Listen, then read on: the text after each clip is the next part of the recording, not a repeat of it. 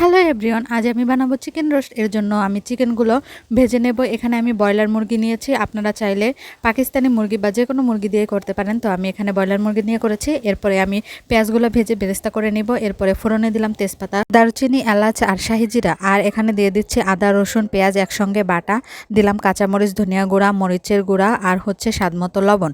মশলাটা ভালোভাবে কষানো হয়ে গেলে এরপরে আমি দিয়ে দেবো এখানে 1 টেবিল চামচের মতো রোস্টের মশলা, আপনারা যে কোনো ব্র্যান্ডের রোস্টের মশলা ইউজ করতে পারেন। আর দিয়ে দেবো কাজু বাদাম বাটা।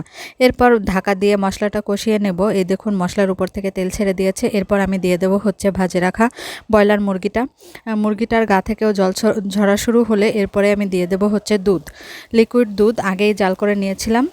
আর এরপরে আমি একটু পেঁয়াজ বেরেস্তা দিয়ে ঢাকা দিয়ে 15 মিনিটের মতো রেখে দিলেই ব্যাস রেডি।